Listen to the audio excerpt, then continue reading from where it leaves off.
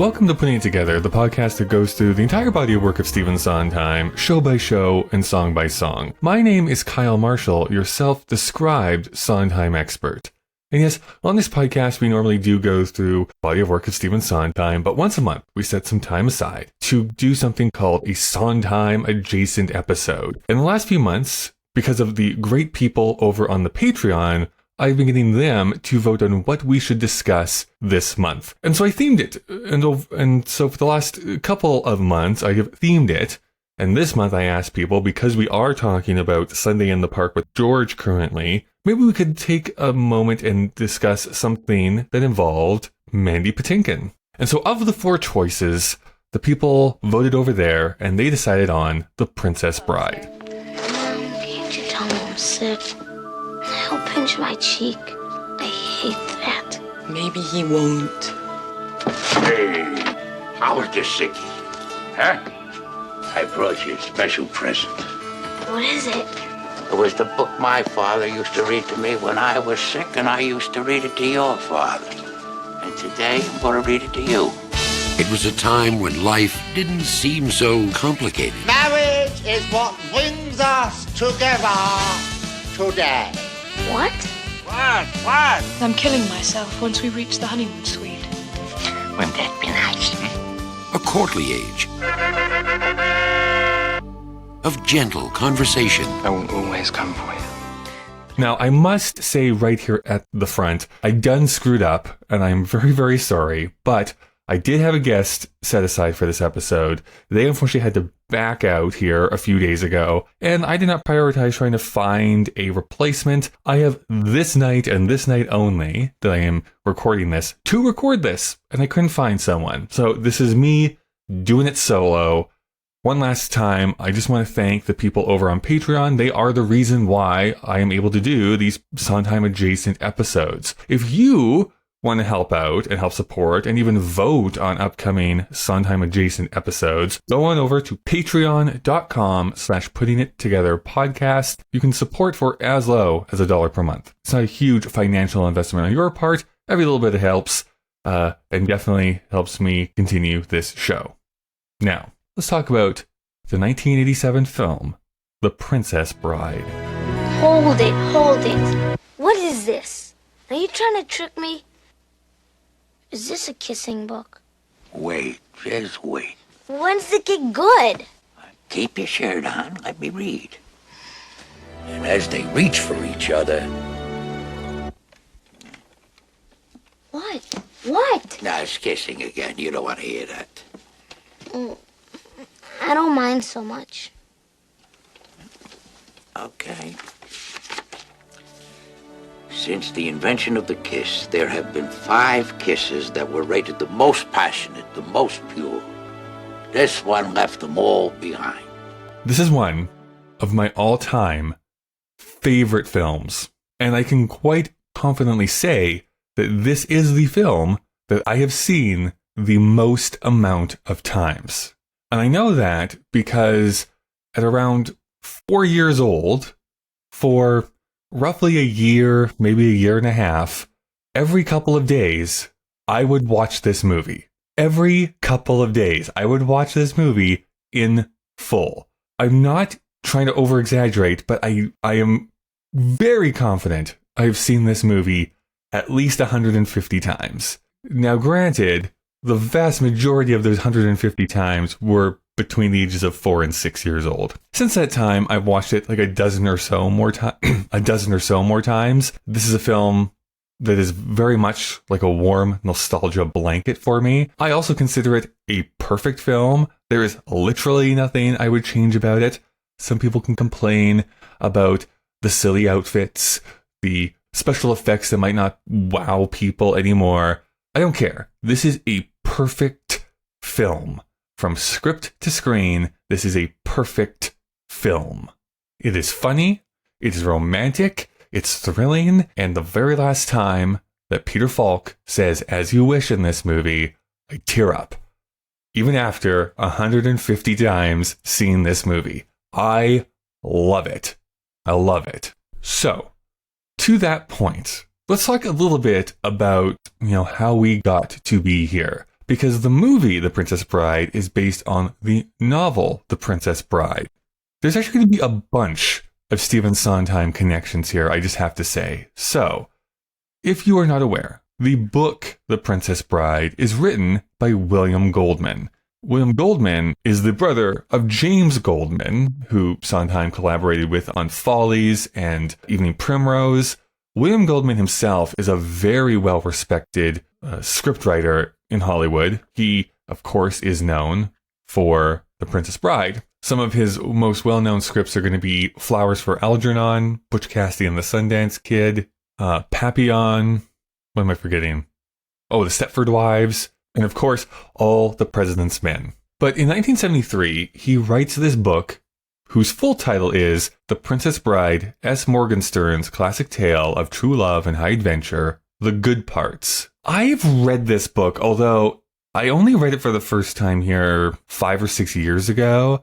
So I did not grow up reading this book like I know some people have. It is a buck wild book. Mostly because, okay, here's the thing. If you've seen the movie The Princess Bride, all the stuff that happens in the movie, from my memory here at least, happened in the book. There's a lot more backstory for Inigo Montoya, who Mandy Patinkin plays, and some of their other characters, so you get some more backstory. But the lines are the same, and a similar plot that runs through the thing. The biggest change is the framing devices here, okay? So in the movie, quite famously, you have a very young Fred Savage, homesick in bed, and his grandfather, played by Peter Falk / Columbo, comes over and reads him the book, written by S. Morgenstern, called The Princess Bride, and then we get into the story. In the book version, it is even weirder, because it's like William Goldman writing as himself, you know, in quotes, about like, his kid, who he doesn't really like all that much, this wife that he wants to get a divorce from, and going to Hollywood and being like poked around and stumbling across this lost manuscript written by this guy named S. Morgenstern. And he is recompiling it all to put it into this book and take out all the bad bits of the book and only leave the good parts of the book, because sometimes it drones on. There's all this backstory that's in this like preface before you actually get into the story itself. All of it complete bullshit. I just have to point out, there is no S. Morgenstern.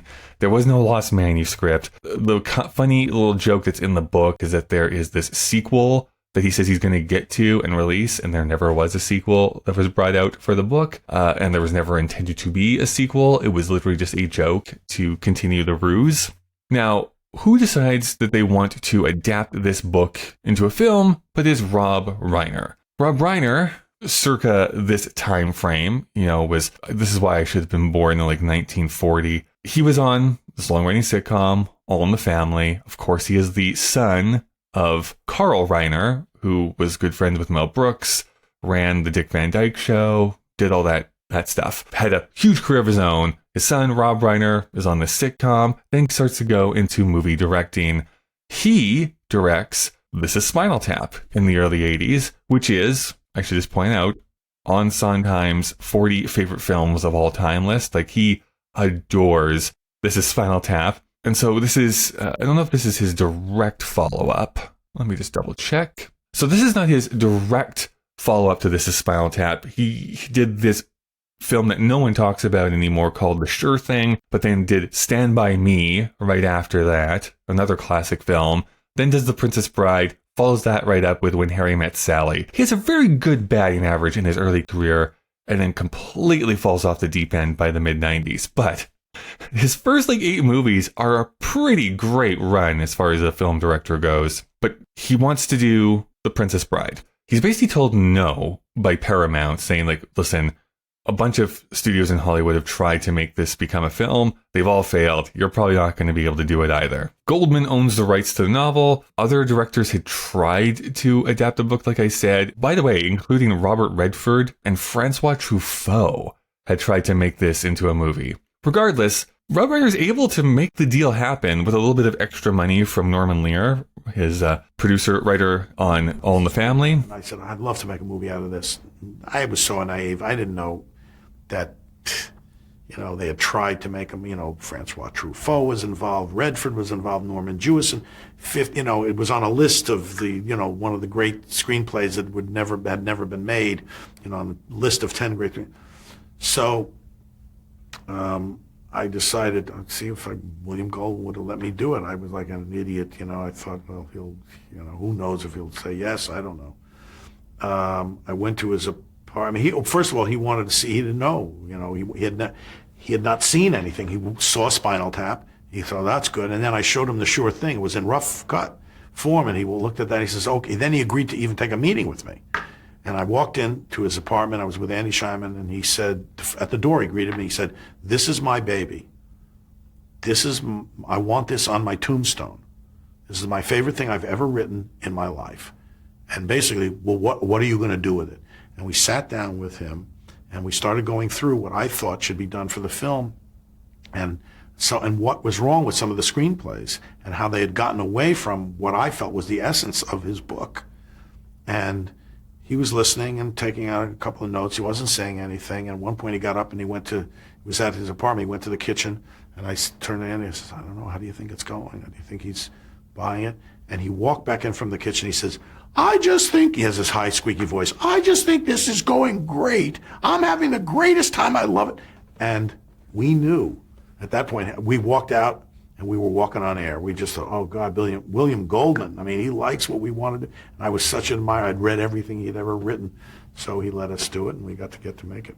They get to casting, but Mandy Patinkin was an early choice. There was a bunch of people who they had considered for Princess Buttercup, which Robin Wright eventually got. But Mandy Patinkin was kind of early on in that list, as was Cary Elwes, apparently. Rob Reiner really wanted Cary Elwes to be Wesley in this movie, just quick little sidebar here. I don't know if there's ever been a more beautiful couple photographed on screen than in 1987, having Cary Elwes and Robin Wright in the same movie together. It's basically a coin flip on who I think is the most beautiful person to look at in this movie. The other cool thing is that they get Andre the Giant to be in this movie. And as a closeted wrestling fan, it brings me so much joy to see Andre in this role and still being remembered over 40 years later. It's just a wonderful part for him, and he kills it. He absolutely kills it. At Vicini, he can fuss. Fuss. Think you like to scream at us? Probably he means no harm. He's really very short on charm. You have a great gift for rhyme. Yes. Some of the time. Enough of that! Fezzi, are there rocks ahead? If they are, we all be dead. No more rhymes now, I mean it! Anybody want to feel it? Ah!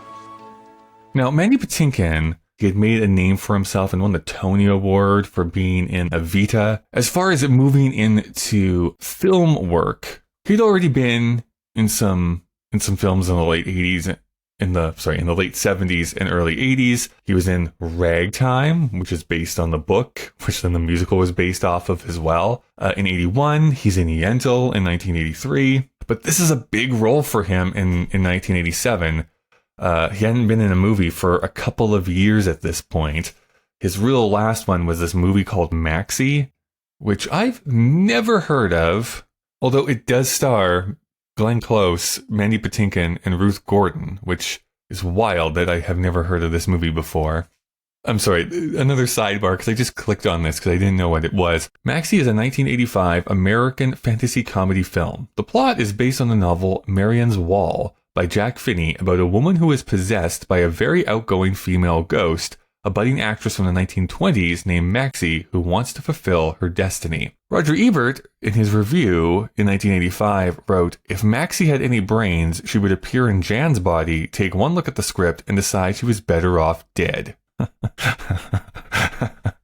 Roger knew how to spin a yarn now and then. Okay, anyway, so he was coming off with this big flop, and so this was his kind of return back into Hollywood films. He followed this up a few years later by being in Dick Tracy. So I mean, he was trying to get his career back in order. Now the cool thing is that I know that both Cary Elwes and Mandy Patinkin both learned how to fence for this movie, so that they're actually doing true sword play in their scenes together. And I should have maybe looked this up before I pushed record, but from my understanding as well, Mandy Patinkin was also dealing with his father's death at this time. So the fact that he is avenging his father's death, he really kind of internalized that inside of his role. But Rob Reiner gave me the script, and I remember sitting there reading it, and he said, tell me what part you'd like to play. And I read it, and I went, this part. And he said, okay, let me finish casting the man in black because everything's got to match, and I'll get back to you. And then he said, okay, the part's yours. But the minute I saw that part, my mind immediately, I never wavered from it to this day. My mind said, Mandy, if you get that part and you play that guy and you get that six-fingered guy and you get him, that's cancer. And if you get him, your dad will come back. And that was if you build it, he will come. That was my field of dreams. And, as a young kid, I would get angry. I'd get angry that my father was taken away from me. I'd get angry that I wasn't given what I wanted. I was spoiled and all kinds of things. It was me, me, me, me, me.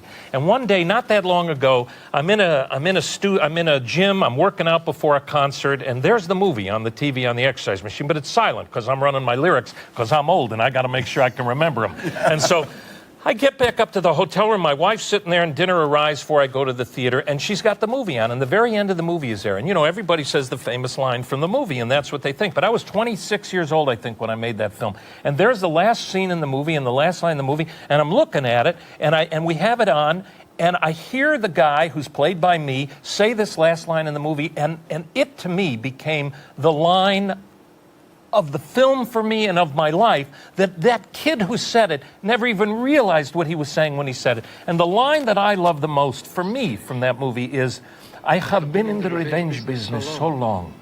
Now that it's over, I do not know what to do with the rest of my life. There's a few different things that I love about this movie. Number one, there's this romanticism that is supported through the entirety of this film, right? It's like the words "as you wish" really mean "I love you." They see that very, very early into the story. Wesley only says "as you wish" back to the princess, and she knows that "as you wish" really means "I love you." He goes off, is lost at sea, but she thinks is dead, mourns for 5 years, but then is forced to marry this no-good prince. And then a plot ensues. The evil prince doesn't really care about her, doesn't care if she dies, so he hires these three bozos. Vicini, which is played by Wallace Shawn, or the voice of Rex from Toy Story. Inigo Montoya, who is this former drunkard but really famous swordman trying to avenge his father in the middle of grief. That's played by Mandy Patinkin. And we have Fezzik, the giant, who's played by Andre the Giant. And so they kidnap the princess, trying to make it look like the neighboring town or the neighboring nation is the one who stole the princess, therefore forcing a war to probably happen. Pursued by this dread pirate Roberts, but very soon we discover that it is Wesley who is there to find them. Bests all three of these people in different ways with swordplay, beat him with strength, and then beat him with his mind. And then the two of them, that is Wesley and the princess, are joined back up again. Or she discovers who he really is because he's hiding under a mask. As they try to escape the prince, they go into the forest, which has the rodents of unusual size. I'm kind of going through this plot as you would know it, because this is a fantasy book. They're caught up with, Wesley gets taken to this secret lair where he's put into this machine and years of his life are taken off of him. And then eventually he is killed. And this is one of my favorite moments because then you go back to Fred Savage in Columbo and Fred Savage's like, well, he's not really dead. He's like, no, he's really dead, except more gravelly and old like Peter Falk would have been at the time. So they're able to take him then to Miracle Mike, who revives him because he's only mostly dead. And then they storm the castle. And even though Wesley's like basically a string bean for a lot of it, he has to get his strength back up. They're all able to be in love at the very, very end. And then what kills me every single time, makes me tear up every single time, is that even though little Fred Savage, because he's still sick and bad, he's like, well, like, if you want to come back and read that to me again, I guess you could. And then Peter Falk turns around and says, as you wish. And then we go to credits, and it is the perfect movie. It is the absolute perfect film. As I said, Mandy Patinkin kills in this role. I think he is super funny. I love his line reading after Wallace Shawn keeps saying, inconceivable. It's like, you keep using that word. I do not think it means what you think it means. But I also love there's this one moment, too, where him and Wesley are going back and forth. At the very end, when Wesley wakes up after being mostly dead, he's like, who are you? Are we enemies? Why am I on the wall? Where's Buttercup? And Mandy Patinkin goes, let me explain. No, there was too much. Let me sum up. So many great line readings. I honestly think this is one of those films too that is just perfectly cast. There's nobody that I think could actually do this better. Now, since that time, there has been many talks of there being a remake of this movie, which everybody involved, like Rob Reiner, all of the actors, have said, like, terrible idea. Just a very, very bad idea. Cary Elwes himself going so far as to say, there's so few perfect movies, it would be a shame to mess up this one. And I agree. I just don't, even with better special effects, I just don't think it would make it a better film. There's a certain charm that has it being these like puppets and people in costumes and it making it feel like it's almost like play-like. Anyways, I don't want to see that. But to bring it all full circle, there's also been a lot of talk about making a Broadway production of this, a Broadway musical of this. There was, for many, many years, that was supposed to be what Adam Gattel's next project was going to be, was that he was working on a musical adaptation of The Princess Bride. But since the early 2000s, I'm pretty sure that project fell away completely. Rob Reiner himself then went to approach other people. He went to Mark Shaman, Randy Newman, John Mayer, which I think is a bullet dodged, but he wanted them to write songs. They all turned him down. They're like, again, no, this is perfect film. Why are we trying to do this? But right now, as of this recording, it seems like there actually has been a deal made from Disney Theatricals, at least as of March of 2019. So we'll see if this ever goes anywhere. Having David Yazbek write the score and Bob Martin and Rick Ellis collaborating on making up the book. From the last I heard, it's them working on this actual musical production of The Princess Bride. Whether that's ever going to see the light of day, I have no idea. But that is what the goal is here at this time. The only big thing I'll bring up here too is how this was in order to write money. That on Quibi, remember Quibi? There was this fan-made recreation of The Princess Bride, which was produced by Jason Reitman. It was made for charity, but you had people like, specifically you had Carl Reiner playing the grandfather, and this was just a few days before he actually passed away. And then it was later in 2020, I remember, there was the Princess Bride reunion, which was this dial-in virtually, and it was this live read-through with other people, but he had Cary Elwes, Robin Wright, and some of the other main cast members back again. But then you had Rob Reiner playing the grandfather in that case, and Josh Gad as Fezzik, and some other people stepping in for the people who had passed away since this movie came out.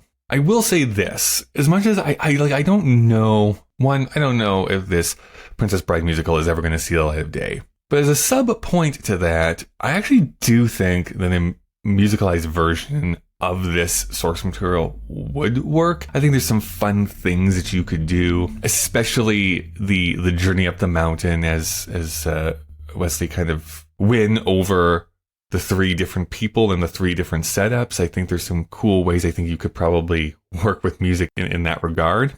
I think you are going to lose a little bit of the magic of the movie version, because I feel like even on a stage version way, they would probably keep framing devices the same, where it's going to be like a grandfather and a son having a story read to him, rather than what the book version is. It would make a lot more sense. But there's also a part of me that's like, I don't really ever need to see that be made. It's such a rush to take known IP, known sources, and just try and put them into a stage musical without really considering, like, is this the best way to tell this story? So yes, there could be some cool musical sequences, but does this story work the best in a musical format?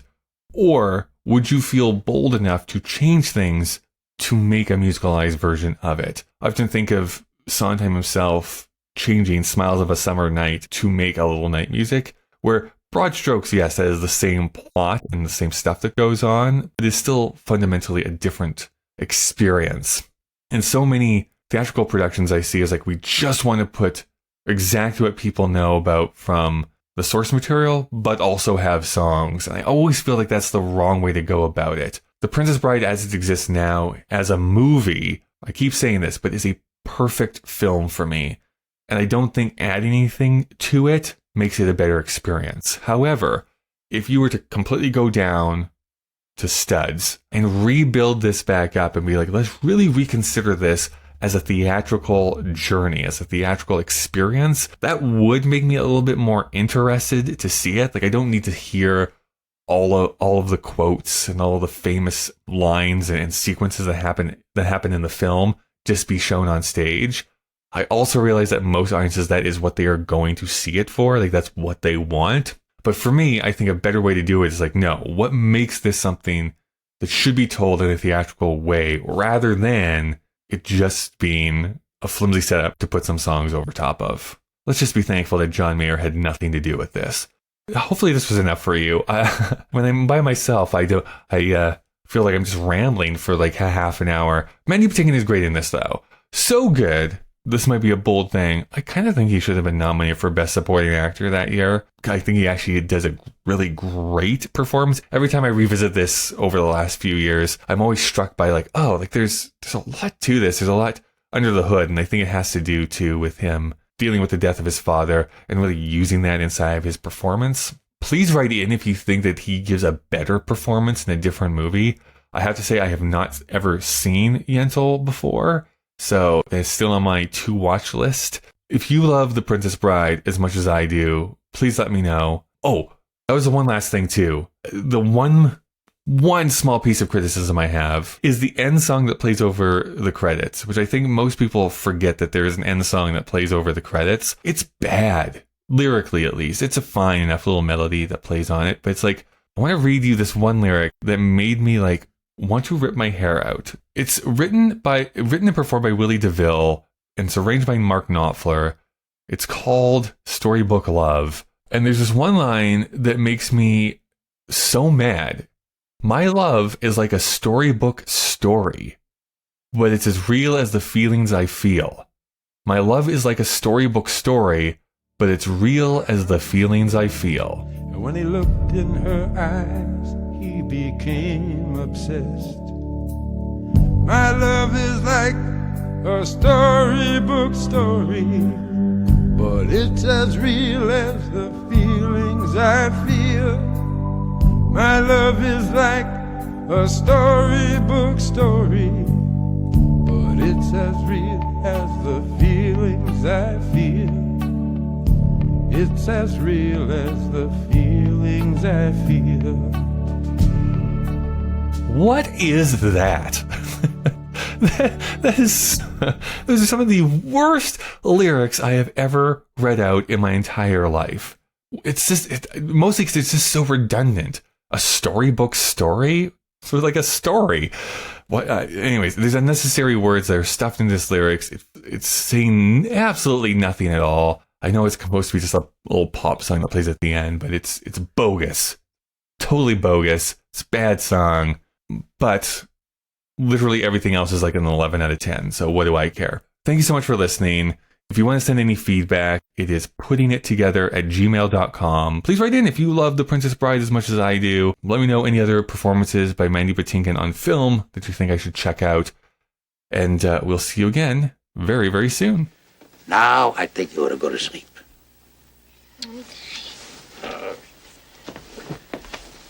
Okay. Okay. Okay. All right. So long. Grandpa?